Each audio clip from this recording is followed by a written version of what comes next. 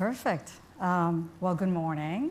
And our next discussion centers around renewable energy and energy transition. These are words we hear very often, and what energy transition is, it's a fundamental shift in the way we produce, transmit, and consume energy. And if you think about when the grid was built in the 1900s, it was built to transmit power that's produced in power plants over long distances to the end customer, which are urban centers. And we are now entering a new era where we are producing energy from distributed assets along the transmission line, and it's getting quite complex, I would say. And at the same time, energy consumption is expected to double by 2050.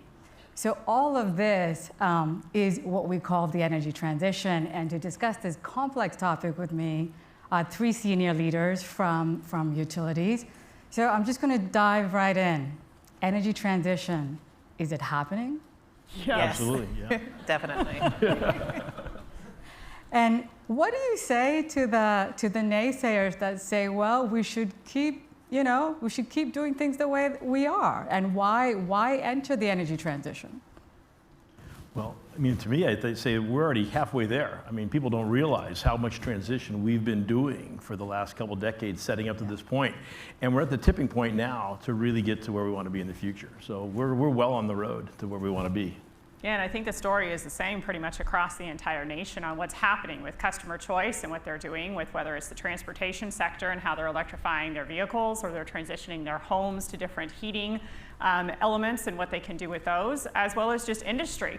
We were talking about AI earlier today, and the evolution and the presence of ChatGPT in our lives. That's going to drive data centers and the intensive use of energy across our nation and around the world more than we've seen it ever before. So figuring out how we get ahead of that, how do we make sure we have the infrastructure to serve our customers and use all of the assets that are at hand in order to be able to do so is a huge focus that we all have right now in each of our companies. Yes, I mean, at PG&E, 96% of the electricity we delivered to our customers last year was carbon-free. So the transition is definitely underway. And in addition to the policy imperative, the customer demand, we're now seeing financial regulators and investors focus on this as well. The SEC is finalizing, actually, this month, rules around disclosing climate risk.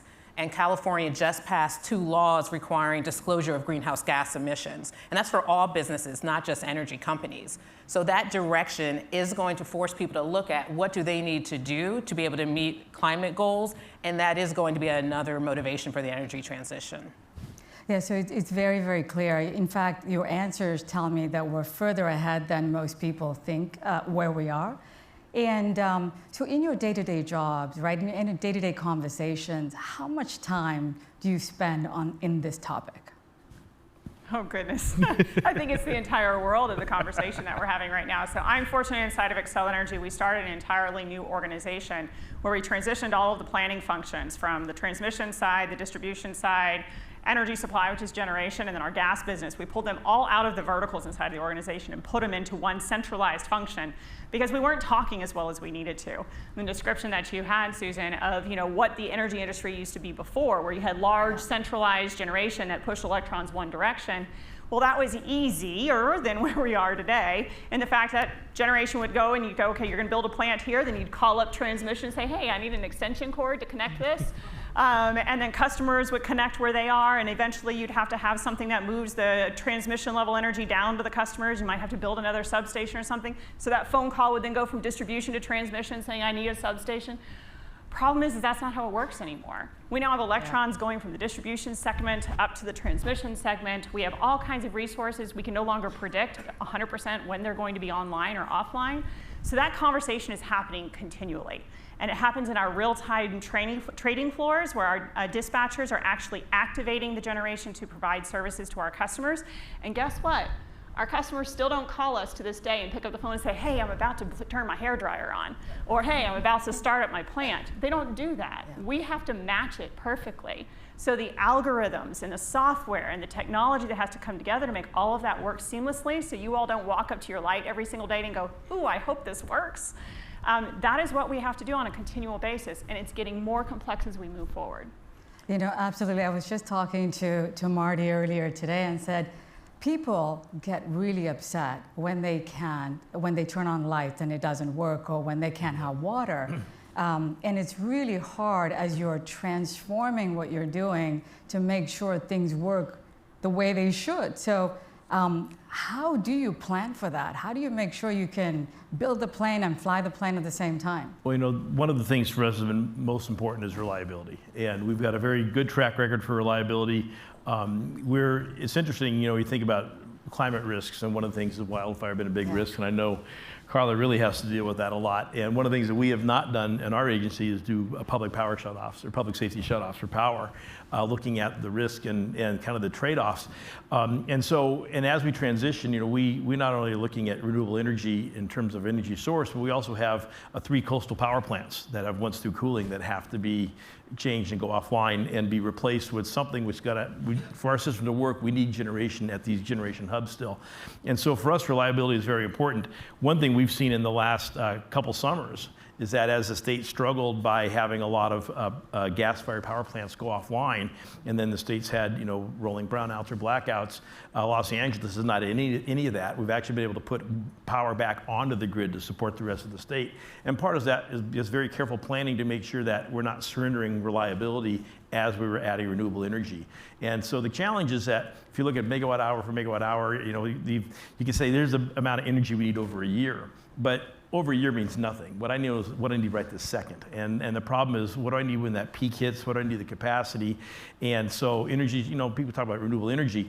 The name of the game is all about storage and about when that energy is available and having enough to meet it at every second of the day. And so that's where we focus on to make sure that we don't surrender that and lose reliability as we replace energy, because right now we have enough energy for what we need. We just want to change it to a different source. Yeah. So as we do that, we're being very careful not to give up what we have in the meantime. And I'll just build upon that. We're obviously focused on what does the system need to look like, but also what is the policy you need to enable that and the people. So at PG&E, I'm fortunate to lead government affairs, sustainability, and human resources. So I think about people, planet, prosperity every single day, right? And we're all focused on what does our workforce need to look like to meet this need. We have 26,000 coworkers, 14,000 contractors. So they are our employees, they're also our customers. And so helping them understand, helping us start to plan for that workforce that has to be well trained over a period of decades is also, I think, top of mind for all of us. Yeah, absolutely. Policy is definitely heading in the direction of energy transition. That's super clear. But I always wonder if the pace of policy and what's happening on the ground is aligned, or is that something that causes all of you, to pause and think about, well, how am I going to make sure the infrastructure works? Maybe as a former policymaker, I'll take that one. Y'all looking at me. It's all Carla's fault. So I think we're seeing more alignment, right? So first of all, key is having a clear policy signal.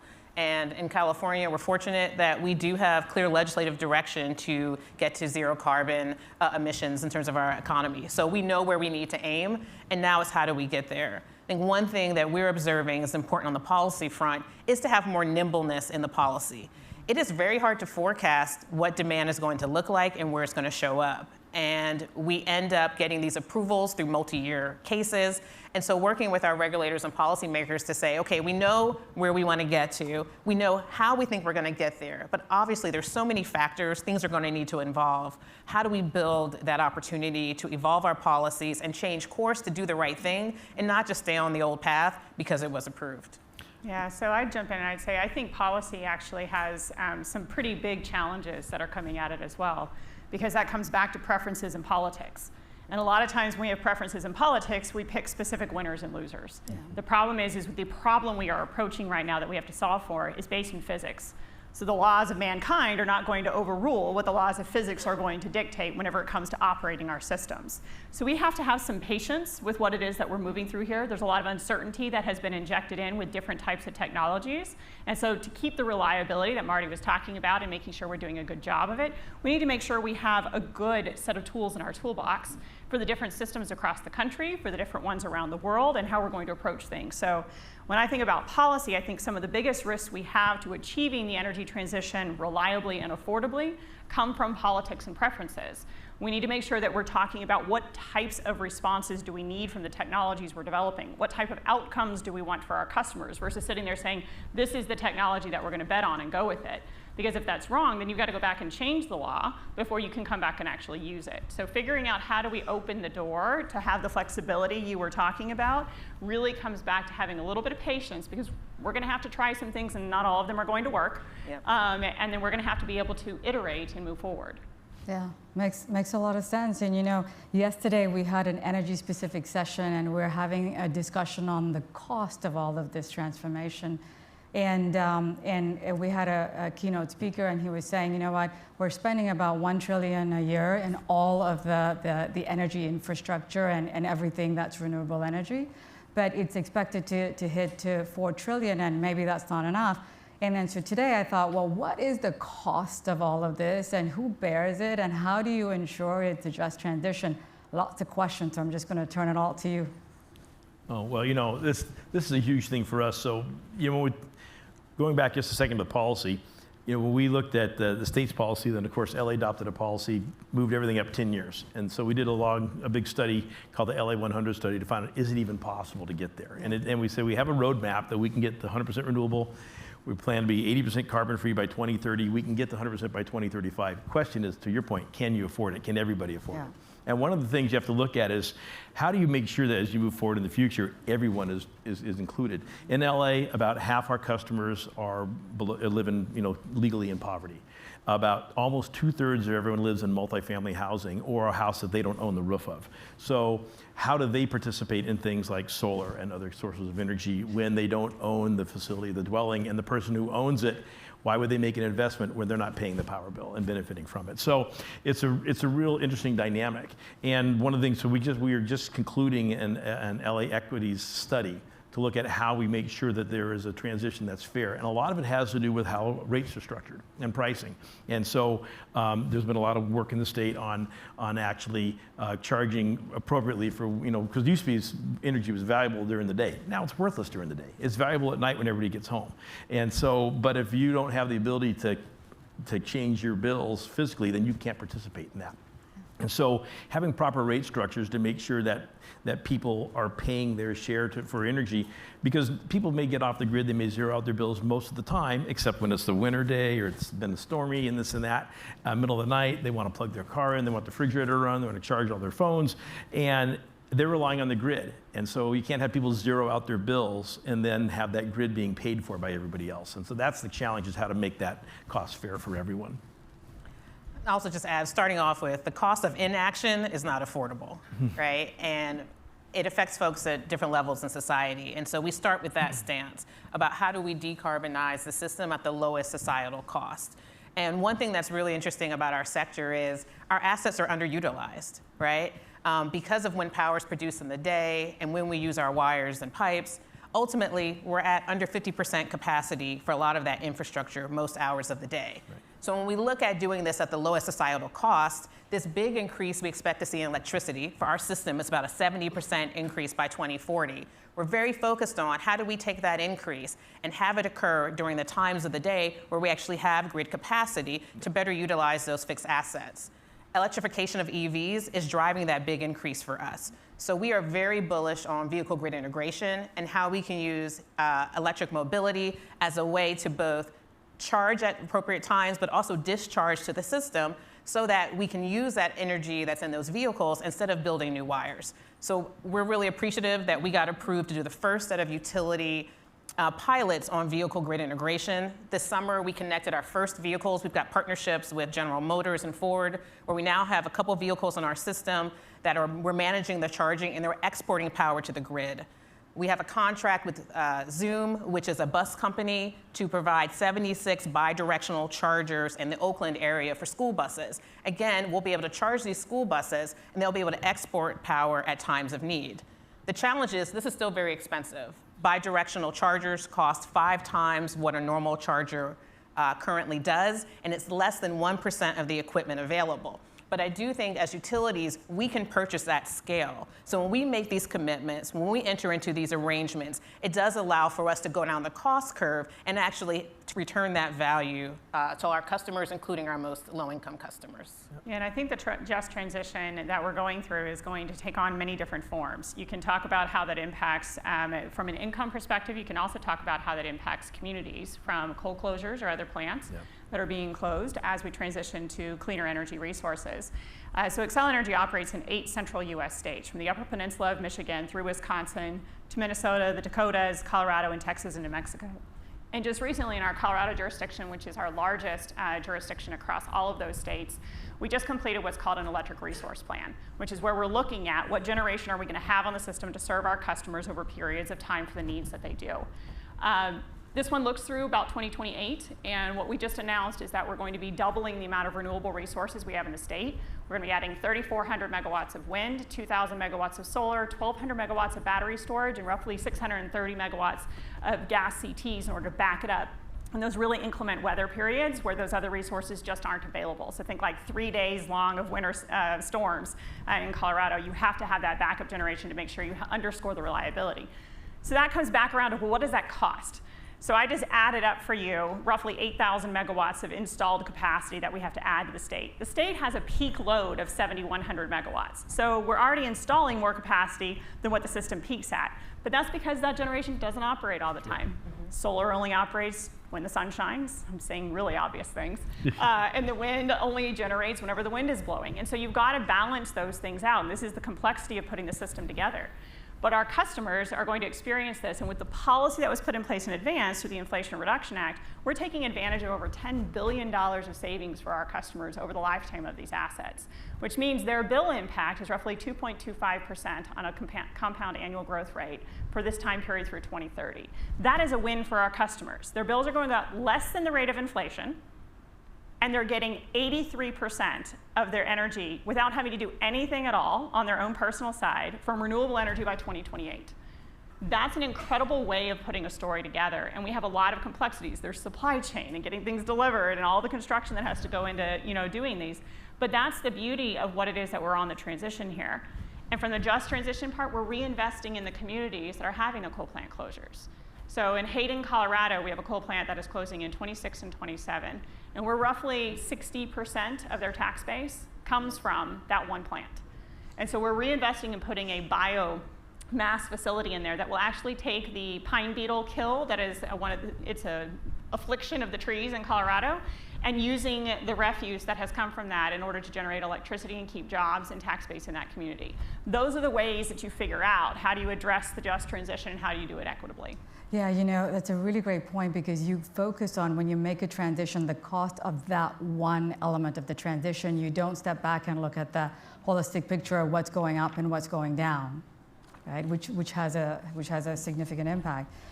So on this note of distributed assets and the complexity when you have generation happening close to consumption, digitization has to be a huge factor. How are you all preparing for that in your own organizations? Well, from our standpoint, we're used to, as we talked about, have our own generation, and we put energy into the system and transmission system, and now that we have energy entering from thousands of points, we're the largest solar city in the United States, 8 of the last 9 years, and so we have more solar rooftop customers, about 50,000, and growing that. We have the biggest feed-in tariff program, which is kind of semi-utility scale solar entering, as well as not only our own facilities, remote from the city of LA, because we're now drawing power from 6 states to feed Los Angeles, but also other facilities that are built by merchant plants, people building their own wind generation and solar that we're buying into.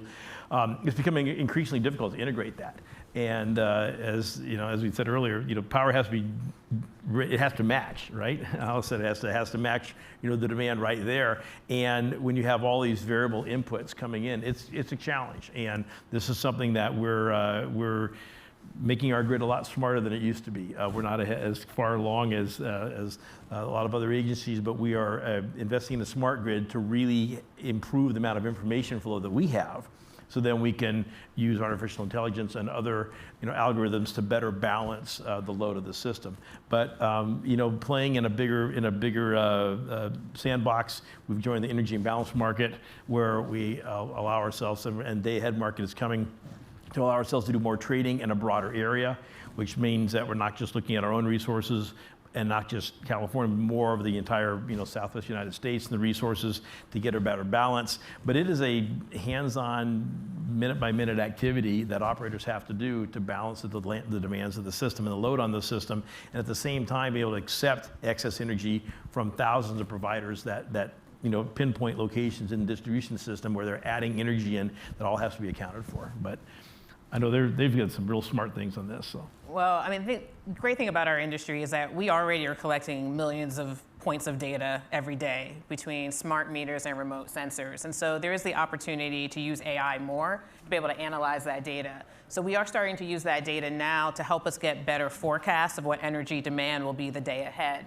And that's incredibly important, as you mentioned, when you've got multiple sources of energy. 1 out of every 5 rooftop solar installations in the country is in our service area. 1 out of every 7 EVs is in our service area. So we have a high penetration of DERs already. I will say, we're also using it for safety purposes. Wildfire is our biggest climate threat in our service area. And we've been able to use drones taking photos of our assets that are hard for our crews to get to because they're so remote. They take those photos, and then we're using AI to analyze them for differences in the condition of the assets. We used to have human beings in a room, a lot of them looking at computer, photo after photo, but AI is frankly better at that. So that's one of the ways we're using it now, and I think we're going to find many use cases in the years to come.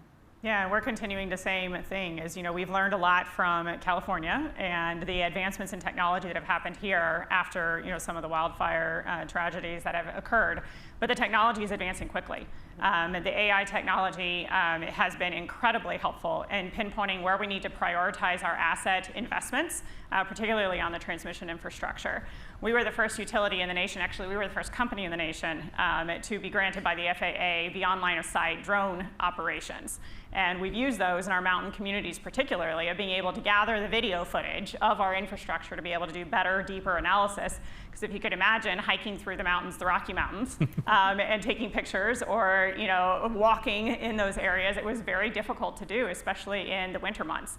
And so having that drone footage and being able to use that, using the AI layering over the top of it, is incredible.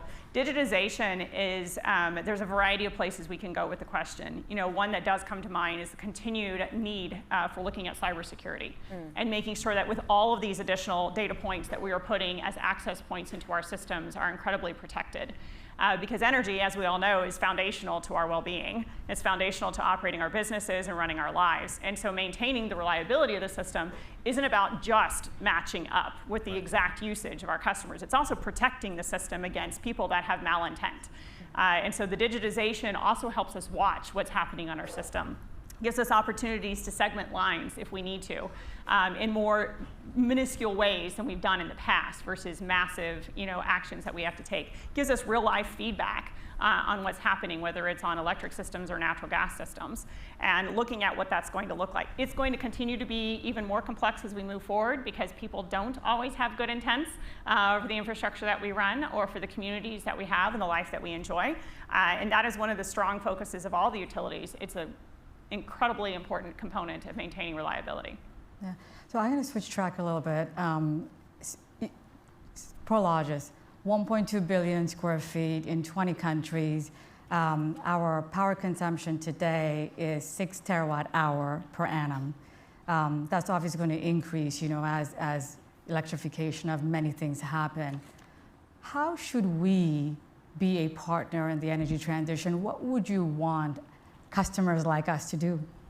Figure out how to make your load flexible, please, and partner with us. Ditto. That is the biggest thing. So as we move forward through time, we have different ways of solving the clean energy transition. One of those is, I'm going to say a bad thing. We're going to ignore the customer, and we're just going to sit there and say, you use it however you want to use it, and we're going to figure out how to build to what it is that you decide you want to use it to. Right. Another way of approaches is let's have a symbiotic relationship. You really care about how much energy costs. Let's work together to figure it. So like what you were talking about on building the EVs so that they're coming on the system at times where the system isn't as much utilized. We need more flexibility in how our customers can help us meet the needs of the system by matching up your consumption with when the clean energy is available. So if we're looking at wind, solar, and battery storage as the primary elements that are delivering the energy to the system, it blows at different times, and the sun is up on a fairly regular basis. So we know what those patterns generally are. How can we work together to make sure that you're using the energy at the time that is optimal for you, but at the same time matches up with the system? Where is that crossover point where we can work together? So when we look at what does 2050 look like, because the infrastructure we're putting in the ground today is going to be there in 2050. So if we don't want to rebuild this system and cost a whole lot 2 or 3 times over the next several decades, we have to make our bets today on what you all are actually going to show up with. So we have to pick a number. Do we think it's 20% of our customers' load is going to be flexible at all hours of the day? Do we think it's 10%? Because that could determine a very different piece of infrastructure that we have to build in order to meet your needs. And so those are the things we're grappling with right now, is we have to predict out 30 years roughly on what it is our customers are going to need through this energy transition, and whether it's a 70% increase or if you're Elon Musk 3 times what we use today, that's a big difference. And so making those bets today and then building that infrastructure to be there ahead of the needs of our customer is a risk. At the same time, we need your help. We need that partnership to look at how do we have that flexibility and that symbiotic relationship moving forward. Well, Yeah, go ahead, Marty. oh, sorry. One of the things that strikes me is if you're operating a large facility in an urban area, we need your roof. I mean, one of the things we need is, it's like real estate, right? Location, location, location. It doesn't do us all a lot of good to have all our resources way out in the desert or way out in the mountains with wind farms and solar farms, because the transmission is vulnerable. We all know those issues. We're vulnerable to wildfire, outages, any of a number of things. We need a certain amount of local resource available, and it's hard to do that at a utility scale. And so, one of the challenges for us is to get rooftop, sizable rooftop installations, and also battery storage. And so, we have programs in Los Angeles where we will work, not in the feed-in tariff program, but not only that, but also help rebate batteries and pay for batteries so that we can have local storage so that that power lasts longer in the evening. And that's a big thing. A house by house is it'll get there, it's gonna kill us though. And one of the problems in the utility industry is, as everybody uses less of our facilities, we're talking about how much of the percentage is not even utilized most of the time, but eventually it's going to be needed. But who's going to pay for that if no one's buying energy?